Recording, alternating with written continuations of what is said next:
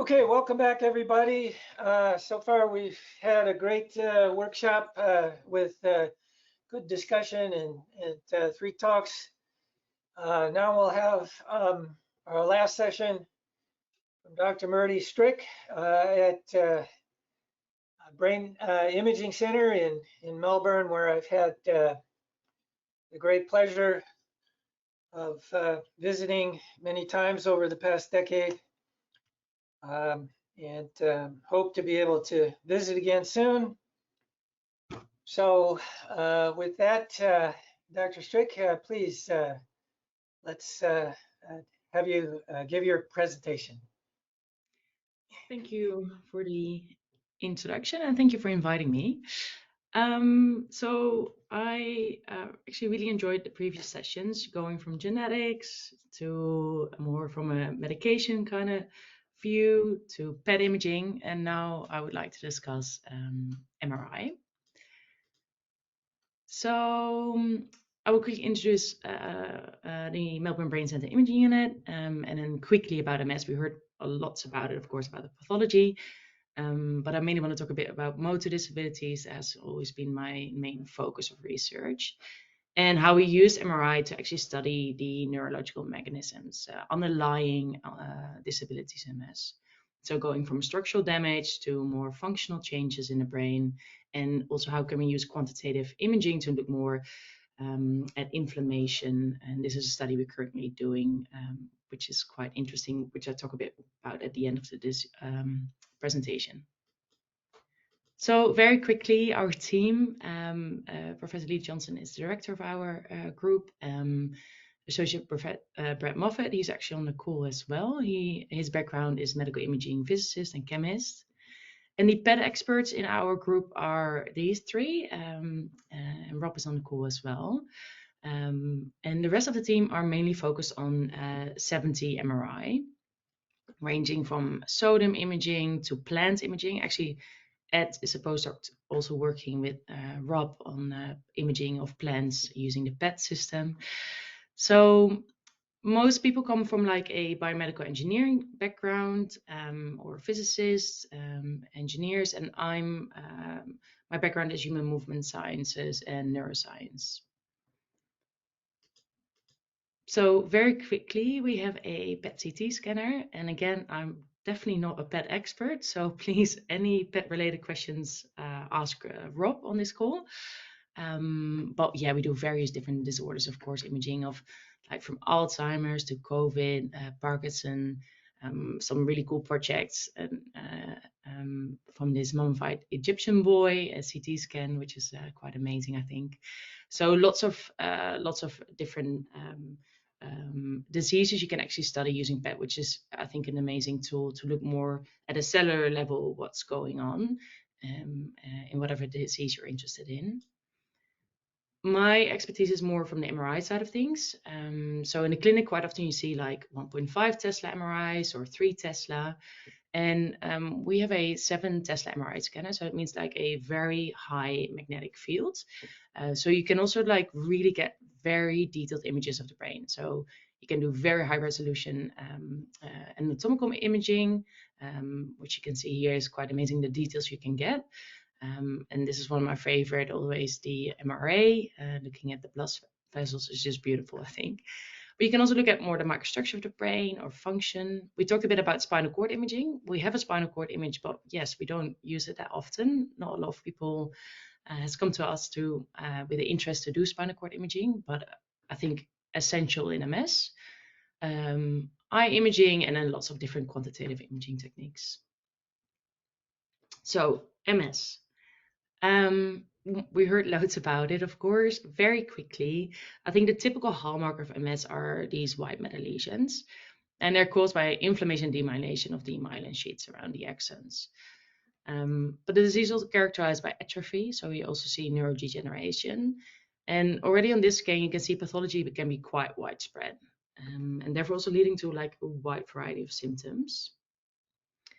So if we look at like this is in postmortem in relapse remitting, you see quite a lot of white matter inflammation going on, but also there's already cortical demyelination going on as well from early stage of the disease.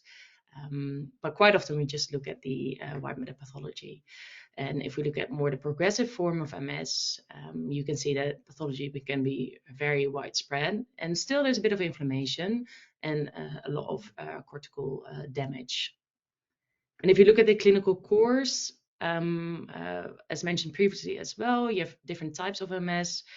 And you can see here in red the neurodegeneration, in blue the inflammation levels, and in black here disability. When it crosses the water level, we actually see it in clinic.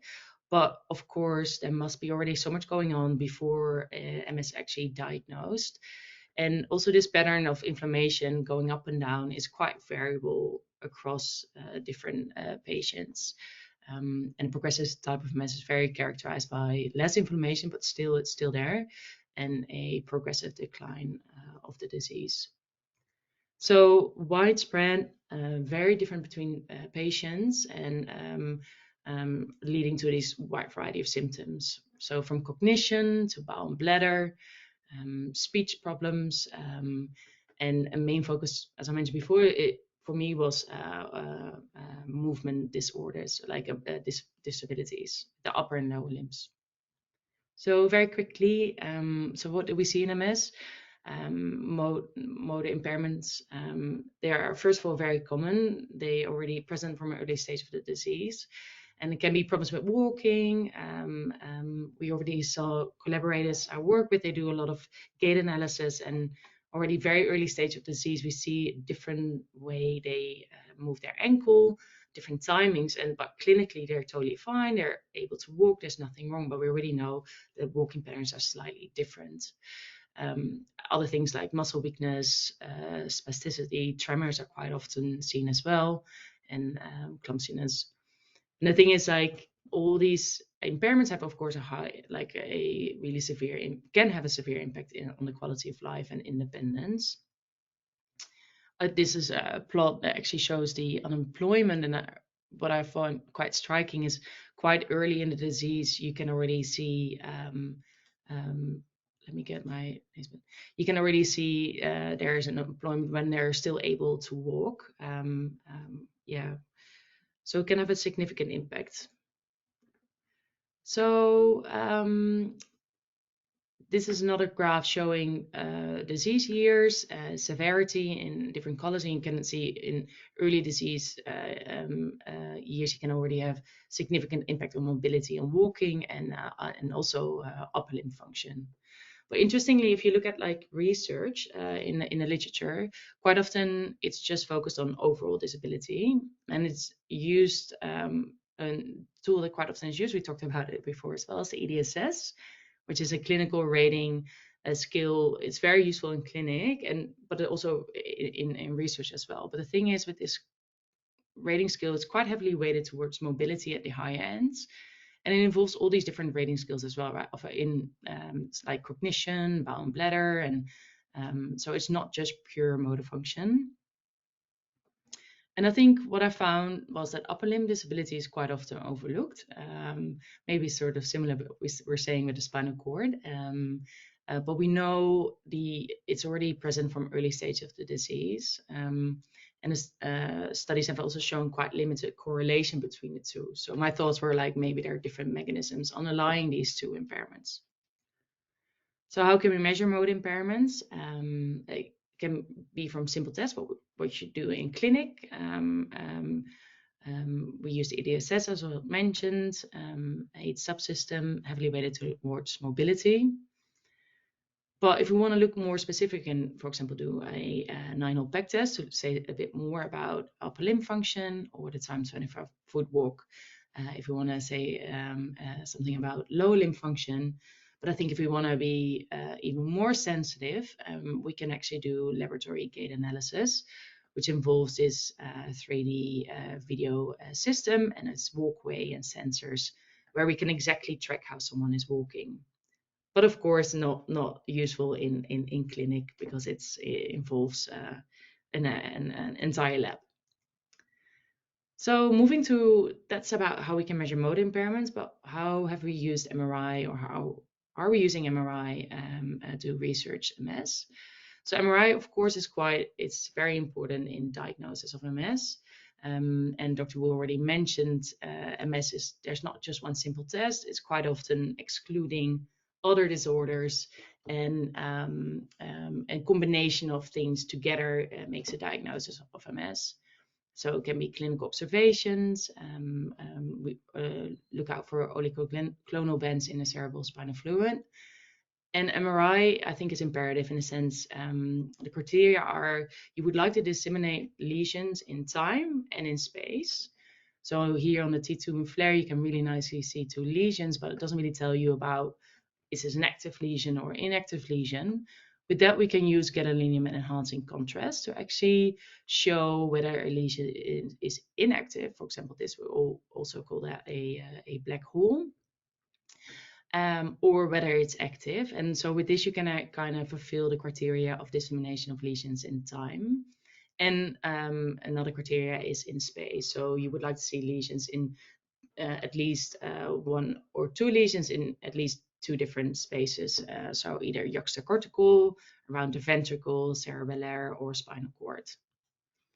So conventional MRI, I think absolutely it's very useful in diagnosis and also in monitoring disease progression. And as mentioned before in the previous talks as well, it's imperative in clinical trials because quite often outcome measures are lesion load or the number of relapses.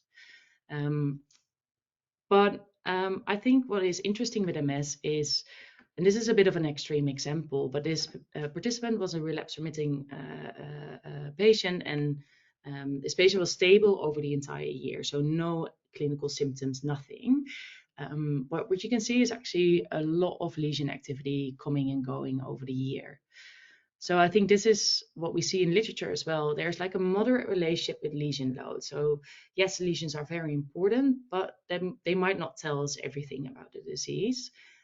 Someone can have one lesion and be quite disabled, whereas someone can have lots of lesions and be quite all right.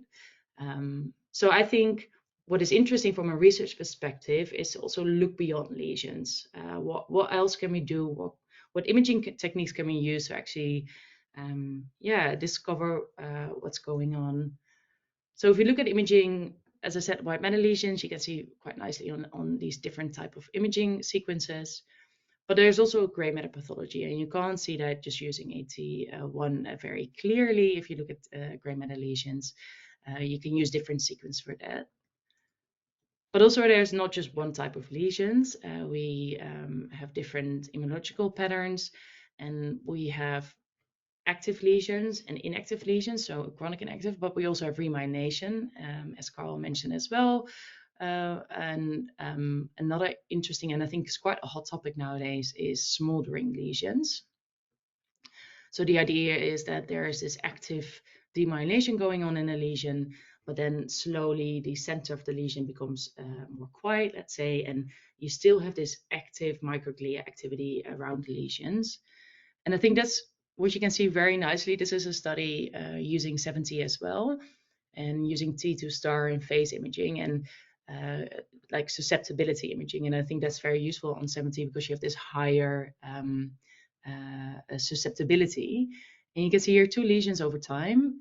And you can see quite nicely here this rim around the lesions. So that indicates higher susceptibility, potentially higher iron levels, which could be an indication that there is a microglia activity going on. So this is just some examples of how to use different imaging techniques to actually also look at different aspects of MS pathology. And another thing I think is quite nice, what you see here, the central vein in these lesions, which is quite typical of MS, which could be potentially useful if you want to diagnose or differentiate from other diseases.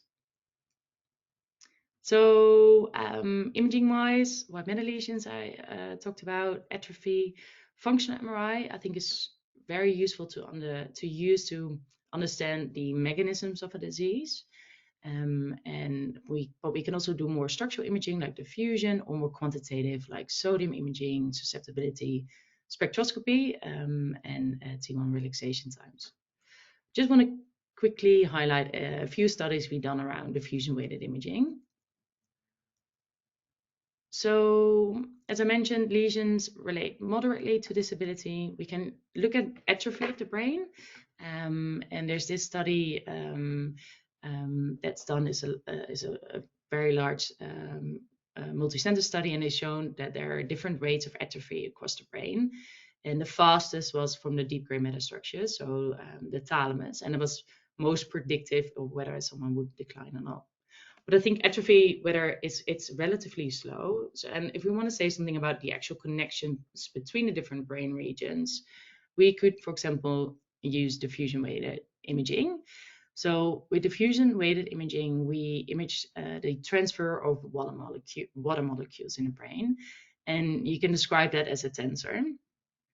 But a few issues with this technique is that it assumes that there's one single fiber population, because if you have one, you have this beautiful perfect tensor. But the thing is, in the brain, you have lots of different crossing fibers, and sometimes when you image, you not only have pure white matter, you can also have partially gray matter, which make the estimation not correct.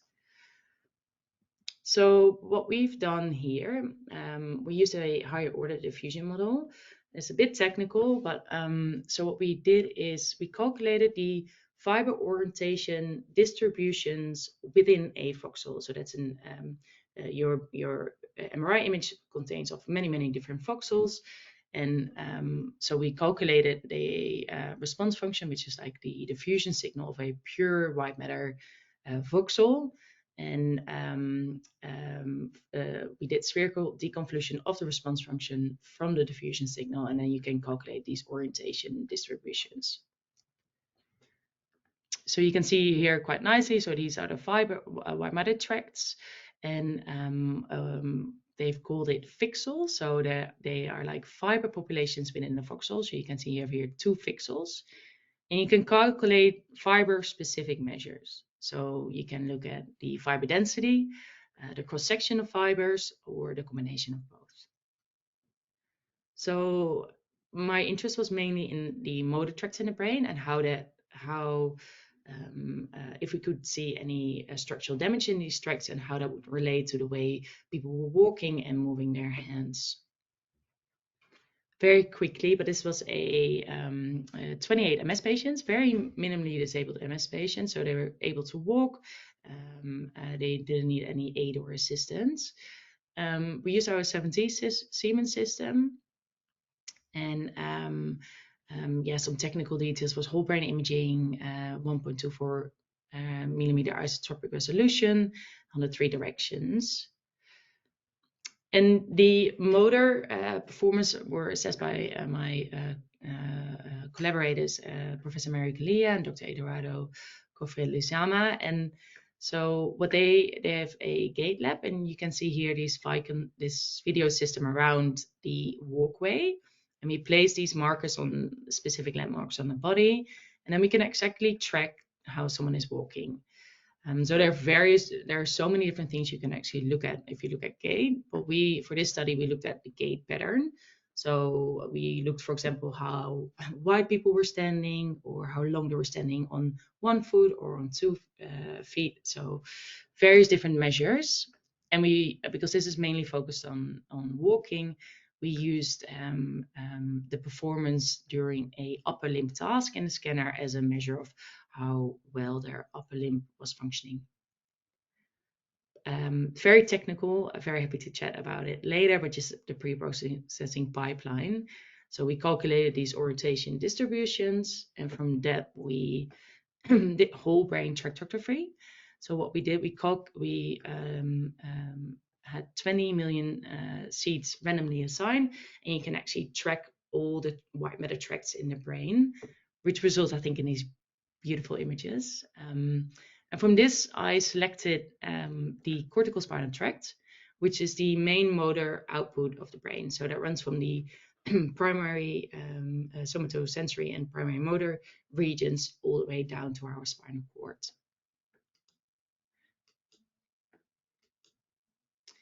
I had a quick look at whether was it the entire cortical spinal tract that might be affected, or is it mainly motor tracts, or mainly sensory tracts, or are more predominantly upper limb tracts affected, or lower limbs.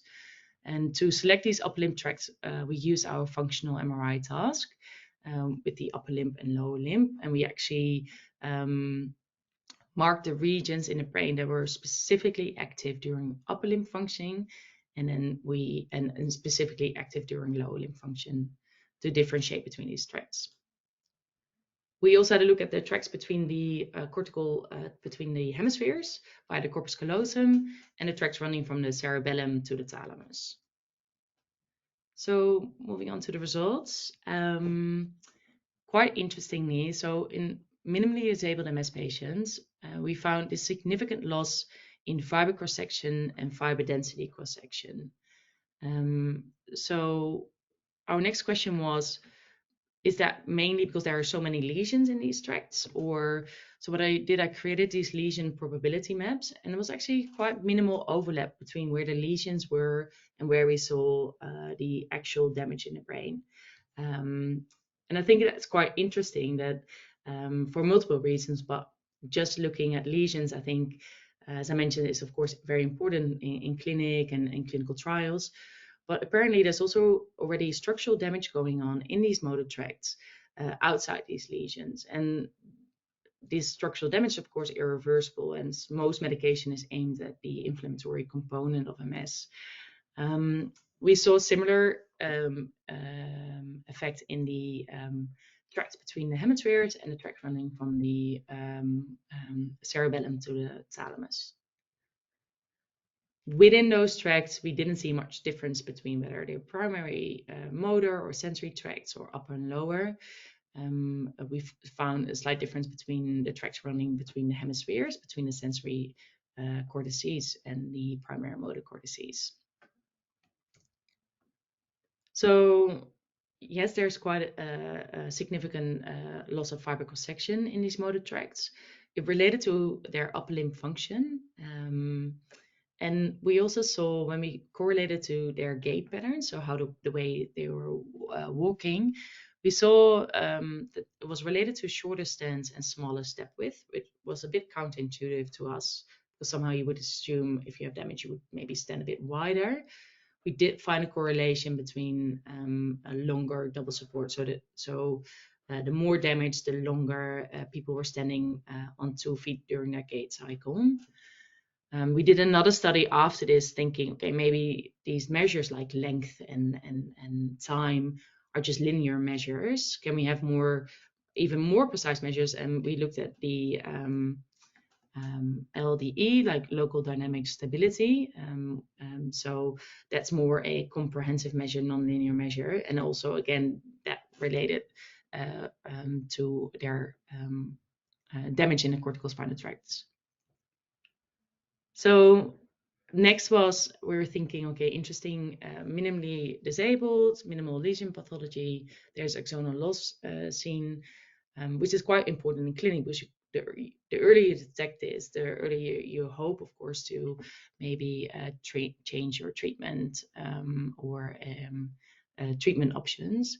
So the next question for us was like, okay, this is on 70, and can we actually also get these very fiber-specific measures? Can we also do that just using routine clinical data, using 3 Tesla? And mainly the interesting part is, of course, can we see a change over time? Are they, we know that lesions correlate moderately. We know that atrophy is relatively slow. That can take quite a while, but maybe these measures are quite sensitive to very short time scales. So this study was done at Monash University, and I thought it was quite interesting. So 40 clinically stable MS patients over 1.5 years.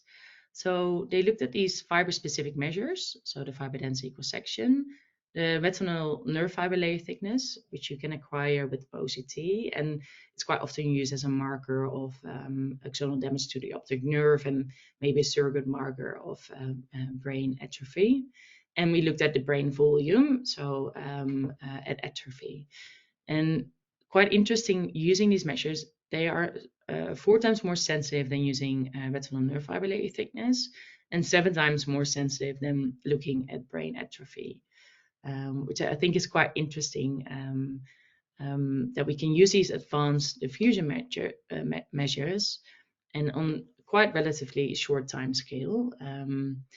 I think using these measures in clinic, of course, is quite far away because this takes processing time, and in clinic you just need something very quick and easy. And but potentially this could be used as like more maybe in phase 2 trials, as you don't have to wait for so long to have a you can actually get quite subtle changes quite quickly. All right, just looking at the time. Switch of gears, functional MRI. So the idea behind the study was, okay, we know that both upper and lower limbs are affected. Most previous functional imaging research using MRI have focused on hand function because it's quite simple to do in a scanner. You just have to lay down and you can just do very simple tasks like finger tapping. But I think the problem with those tasks, they can be quite useful in certain settings. But if we, for example, pick up a glass or any daily movement we're doing is much more complex and just not involves pure motor function. It also involves our vision, and it's a very complex sequence of brain regions you actually need to do these very daily tasks. So we thought for this study to use a more complex task, which I'll talk about in a second. And I think with functional imaging, I think where it is especially interesting when you do this at higher field strengths, because you just have a much more higher signal to noise ratio at 70. So you can really push the temporal resolution as well as the spatial resolution. So this is a study done quite a while ago, but they look at the sensory motor network, and you can see here at 3T and at 70. And at 70, you get much higher sensitivity and specificity. Another study, which I think always quite nicely shows the benefit of using higher field strengths, is a study done by collaborators, Ben Harrison at Melbourne University, and they looked at this self-reference task and at 3T using 96 subjects, and repeated the same task at 70, and only 28 subjects were needed to get similar activation maps. So I think it quite nicely shows like using the higher resolution, you just need less people, which is interesting especially if you look at like neurological disorders, and of course saves also lots of money. This is a study done by Peter Yu and Brett, where they really tried to push the temporal resolution, and they found that really high temporal resolutions and with also high spatial resolutions, we can still get these signals with minimal physiological noise levels. So for this study, we thought, okay, let's use 7T MRI, and let's use a very complex motor task to look at disability of the upper and lower limbs. Again, similar group of patients, and just to show you, on 7T, you get these really high, very detailed activation patterns. And if you, of course, want to compare people on a group level, you need to be able to align all these brains really accurately. And if you have very big blobs, which you can see on 3T and 1T, it's quite easy to do because it doesn't really matter if it's not really precise. So that's a bit of a challenge. So what we did, we just created like a group template, and the alignments were quite nicely done. But that's more like technical challenges. So the task itself, one with the upper limb, one with the lower limb. So it was a low force contraction of either the ankle, so dorsiflexy of the ankle and plantar flexion again, or very low force contraction of the hand. So people saw this screen at the back of the scanner, and this white line was moving up and down. And they were asked to follow this white line as accurately as possible with this pink line by squeezing and releasing the cuff, or either pulling up their foot and releasing it again. So it was a very visual motor task and took a bit of practice as well. So to say something about how well they performed the task, we looked at the lag, so the delay between when this white line was moving and how well they were able to follow it, saying maybe something about the processing speed. And we looked at the error in force, how accurately were they actually able to follow this white line. And sometimes some people were, a bit better than others. So when we look at the results, at the top is lower limb, upper limb, and the correlation. Lower limb, we saw that MS patients had a longer leg and also more errors. Similar pattern was seen in upper limb, but was not significant. There was no correlation between the upper and lower. Again, might suggest that there might be a bit of different processes going on there.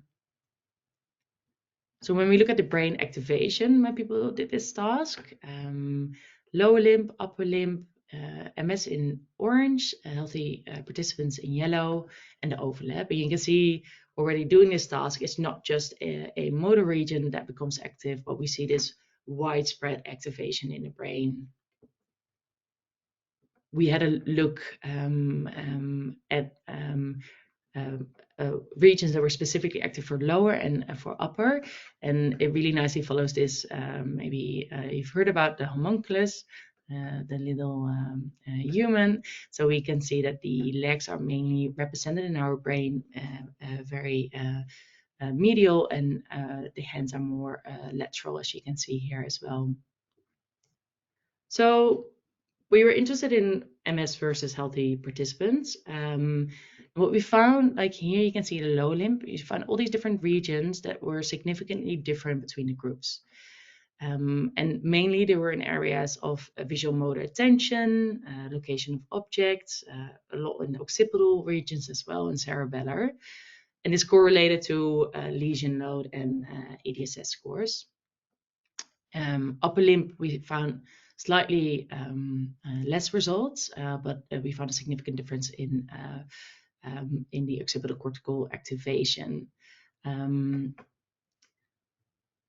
So quickly to conclude this study, and the previous study as well, so in minimally disabled MS patients with minimal motor disabilities, we already saw subtle impairments in lower limb movements.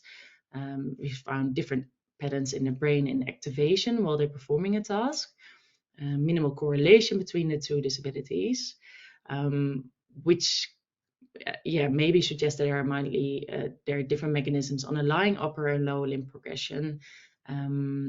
Upper limb, of course, is slightly different in a sense. It's quite complex. We know from walking, gait, it's quite a repetitive movement.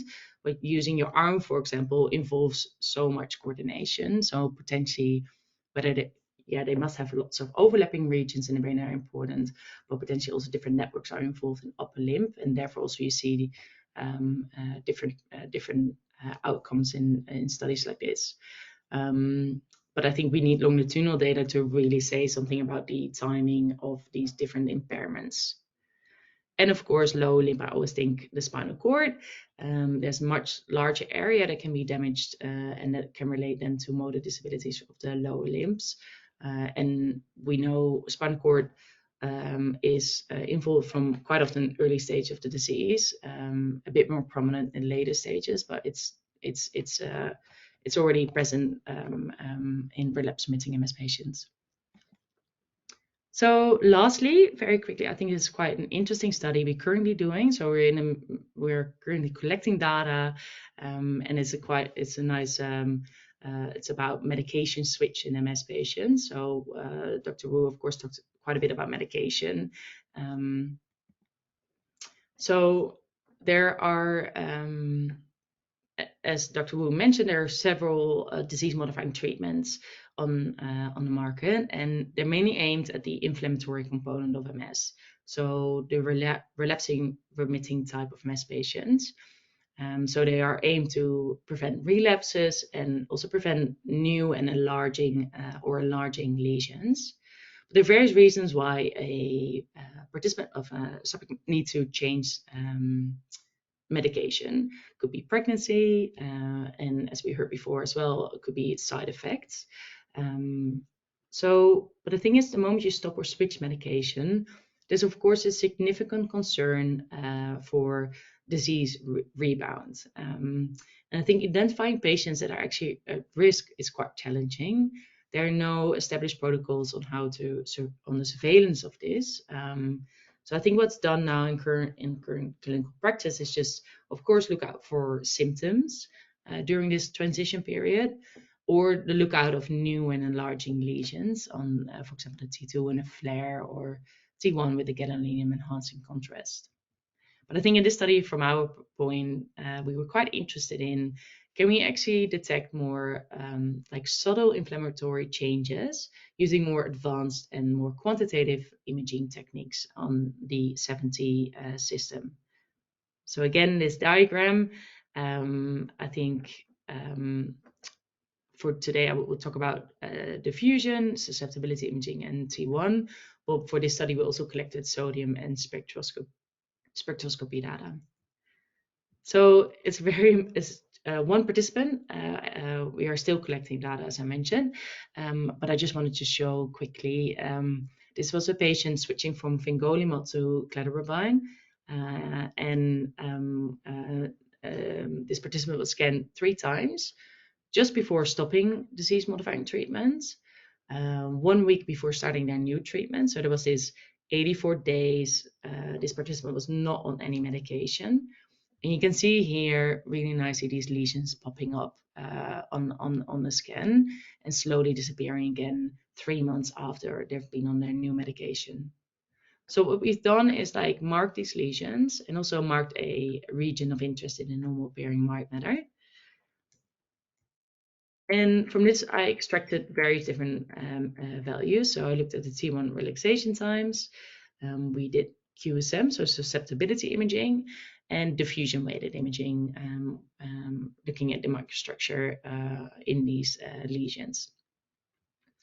So let's have a look at the results, how all these different imaging techniques can be quite useful in studying the evolution of lesions.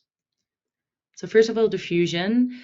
Again, time point 1, 2, and 3. 1 before stopping, 3 just before starting new medication, and 3 when they started their new medication. And you can see these are 2 diffusion metrics, fractional anisotropy and the ADC values. You see a drop and an increase, which indicate there's increased diffusion in these regions of interest. Which could be an indication of there is demyelination going on and inflammation. Similarly, when we looked at the T1 relaxation times, you can get these values using a T1 map. You see this increase over time when they're not on medication and reduce to baseline values. And you can see that the normal appearing white matter stays relatively stable. And again, higher T1 relaxation times is an indication there is demyelination going on or edema or higher iron levels. And when we talk about iron or susceptibility, when we look at the QSM values, so we calculated the susceptibility maps, and you can see normal appearing white matter has a negative susceptibility, as you would expect. But I think there's 2 things that are quite interesting from these results. At baseline, before they actually stop their medication, we already see there is a higher susceptibility in these lesions. And interestingly, using standard imaging, so this is T1 weighted image, which you're using, for example, to look at structure in a clinic, you can't see anything, but using these, for example, using QSM, we can actually maybe detect already subtle changes going on before it actually appears on conventional MRI. Another interesting thing, I think, from this plot is that we can actually see different rates in these lesions, potentially indicating their different rates of development. So we're still collecting data. So I'm very curious to see, do we see similar patterns in different people, and also combining it with spectroscopy data to and sodium imaging. I think we're quite interested in to see whether we can maybe use one of these imaging techniques, or maybe a combination of both, that actually can tell us about whether maybe someone will get some new lesions visible on the 3T, or before clinical relapse or progression.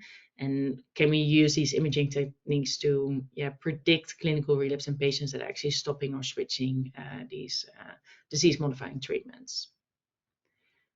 So with that, I would like to thank my team in Melbourne and everyone that worked on the last project I was talking about inflammation and medication switch, and the studies we've been doing at looking at GATE and MS, and of course all the participants in all the studies for their time and efforts. Yeah, thank you. And thank you guys for listening. Thank you, Dr. Strik. I always have questions, but let me open for questions from anybody else. I have a question.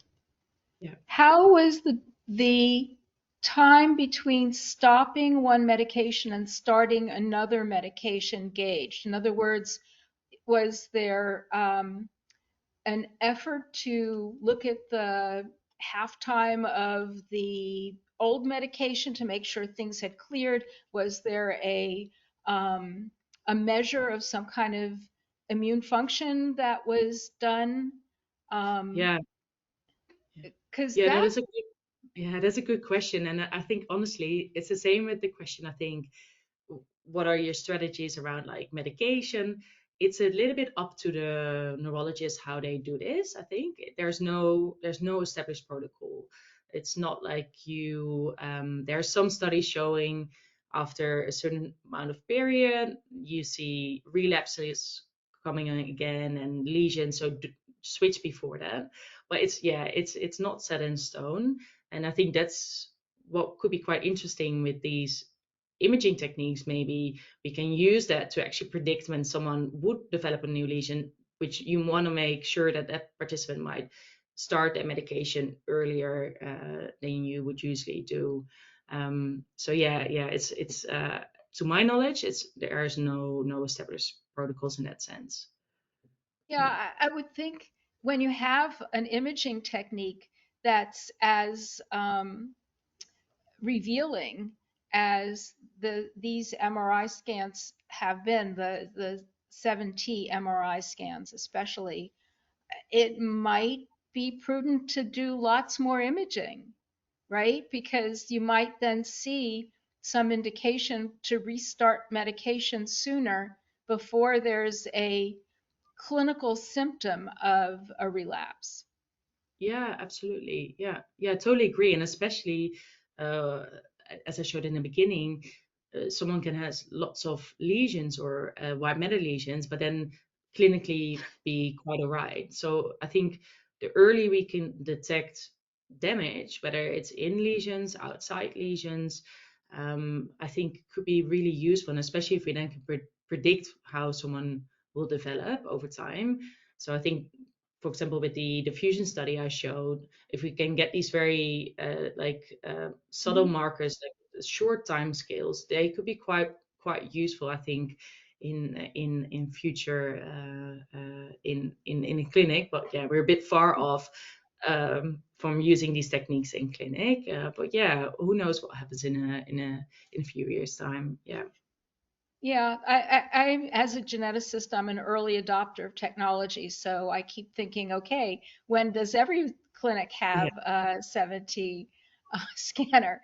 But I'm betting that hardly any do. So yeah. It's definitely growing. You see, there 70 is clinically approved, and more and more and more sites are getting a 70, also in a hospital setting. So it's not just research anymore, which is great, and now it's also slowly integrated in clinic.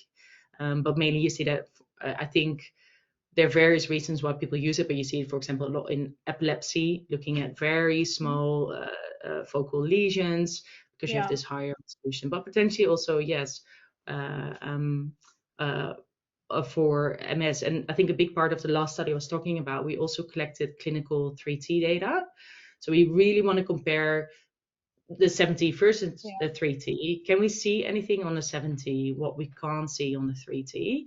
And that could be quite useful, yeah. Yeah, and I wonder how it would work with the PET scanning as well, if there might not be more subtle clues using something that's molecularly imaging the cells. So, Yeah. Yeah, we also have a PET scanner, so maybe, yeah, it's just quite, the problem is quite often, I think, not a problem, but it's a challenge, is all these different imaging, it can take quite a while, in a sense, like a study, someone's in a scanner for an hour or an hour and a half, and it can be quite a burden to, so we need something quick, and I think, yeah, that's a challenge for sure, yeah. yeah, I think that's why Carl is so interested in the whole body, Yeah, entire body scanning method. But yeah. yeah. Other questions? I have a few. Uh, I certainly would like to second Dr. Nidek's concern about crossover. Um, Crossover studies for clinical trials always raise all kinds of concerns, but they're especially critical if your sample size is ridiculously limited to, only a few cases, right? So, how do you interpret results from a crossover study when the number of participants is really only what can be called an anecdotal case study? But there's actually a fair amount of work in other fields like psychiatry on crossover studies with medication switches, because it's a big, big problem. If, for example, you're dealing with violent patients and you have an imperative to control violence, so now what do you do when you have a crossover from one antipsychotic to the next antipsychotic? Are you going to stop the first antipsychotic and wait till it washes out before you start the next antipsychotic? Are you going to do a cross taper of both antipsychotics? So you taper off the first before you taper on the second? But all I'm saying here is, regardless of the examples that you take from other fields of medicine and clinical trials, the key point is it probably would be worthwhile to establish some kind of clarity on, I think we lost Dr. Strik. We did indeed. All right, well, we'll call it. We'll give it a minute in case Dr. Strik There returns. she is. Oh, uh, I think we lost you there for a moment. Yeah, I don't know what happened. My apologies. Yeah. All right. Well, I don't want to belabor the point, but in general, I think any kind of crossover study is it's essential to clarify what your process is going to be when you have such limited number of participants in what is essentially an anecdotal case study. Oh, And yeah, it's just like I just thought I show what we're doing. So we're currently collecting data. So hopefully yeah, we're but it's aiming something that you can definitely when clarify with your neurologist, right? For future cases, for future participants, you can clarify what kind of procedure that you're going to use for doing these switches for your future participants, and just work it out with your neurologist. I would argue that in order to make any reasonable inferences, it would be best to be using the same protocol and whatever your switchover is going to be. But I had some other questions. I don't want to belabor that point too much. I had some other questions about your activation task back in the FMR studies. And could you explain more just what exactly is the activation test that was called the upper limb force error? How is that done? Uh, the patients in the MR scanner, what is the upper limb force error as an activation test? Oh, so they were doing this task where they had to follow this line up and down, and they had to squeeze a cuff. Oh, it was By, the one where you talked about keeping the pink line line yeah, between the two white lines. That's the yeah, one. yeah, Okay. yeah, And yeah. then the other question I had, could you go back and explain a little more about how pixels are defined? What is the definition and use of a pixel with regard to the identification of a fiber tract? Yeah, so I think what you see in the literature and also in clinic, quite often diffusion tensor imaging is used, where they calculate a tensor in a voxel. So they just look at the water diffusion in that voxel. But the problem is the moment you have two crossing fibers and you calculate a tensor, it is not an accurate estimation. And a lot of fibers are actually crossing. So with this technique, what they are aiming to do is they model the different fiber populations within a voxel. So you have a fiber population that might run from up to down, and there's another population that actually goes into the corpus callosum. I just say something. So you have all these tracks running different ways. So I think it's just this method is just a way to better or more accurately estimate what's going on in a image voxel. And they call it pixels.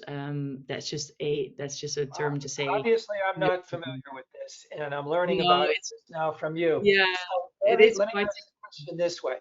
In a given spatial volume, um, which presumably has 3D spatial coordinates, in a given voxel of a identified spatial location, can that voxel have more than one pixel? Yeah, yeah. So it can have two or three or four, depending what the model can estimate. Yeah. So that's the idea that you within a image, like a tiny space of your image, you can actually see multiple fibers, and you can So, estimate whether that so fiber is is the damaged or pixel the identified by both a spatial location as well as a fiber tract identifier of some kind? yeah. So what you do is so from these estimations, these fiber orientation distributions, so you look at like how these fibers are distributed, you can actually do tractography. So you can actually track the tracts in the brain. So it's used to do these whole brain tractography. So if you have two fiber populations that are going that way, the tract will go that way as well. So it's also used to track the different tracts in the brain. Um, what did you say as again? I will welcome your referring me to a specific paper that explains the actual technical computing with data analysis, because I'd love to take a look at that. Yeah, yeah. I will send you papers. The paper I showed, we go in very much detail about how Okay, this is thank all you. estimated. Yeah, I appreciate that. Sorry, it's so technical, but yeah. Well, but no, this is a computer science software engineering question as well, because how do you identify a tract? Do you Yeah, have what is essentially a linked list of voxels? How do you identify one fiber tract in contrast to a different fiber tract? yeah, And in computer science terms, does it represent a linked list of voxels? What yeah, is the yeah, simple explanation of what a fiber tract is for the purposes of this kind of data analysis? yeah, Uh, yeah, yeah, and yeah, it totally. So, and all these different models have different like assumptions. I think the only main message from this one was when you just model one tensor, you will always have if the tensor goes like this, in the next tensor as well, your fiber tract is going that way. But I think with this method, you just try to get a more accurate estimation of all the different fiber bundles, because you're at a resolution, but like there are so many that we can't, image, of course, at that resolution. So it's just, I think, just an attempt to get a better estimation of the different fiber Well, bundles. I'll relate this back to Dr. Nidek's talk and the slide on Where's Waldo. Yeah, yeah. Okay, thank you for everybody who participated today, and thank you, Dr. Strik, for your talk on MR. I'm not an MR person; I'm a PET person, so forgive my questions, and appreciate everybody contributing to our workshop today on multiple sclerosis. And with that, I'll bring the session to a close, and we will make slides available on our website as soon as we get the final versions that speakers would like to share with us. The speakers are also invited to turn their talks into papers, and if you do so, we will get them in our Brainiacs journal. So feel free to do so. Okay, and we'll open them up for extended peer review, but we'd like to get them closed ideally in a 2-month timeline. So that's certainly an opportunity for speakers who give talks today. And Rob, I hope to get back to Melbourne soon. And now that COVID-19 is under control and we can travel again, I hope to resume my annual trips to Melbourne. Okay. All right. Thank you all. Thank you. Bye-bye. Bye.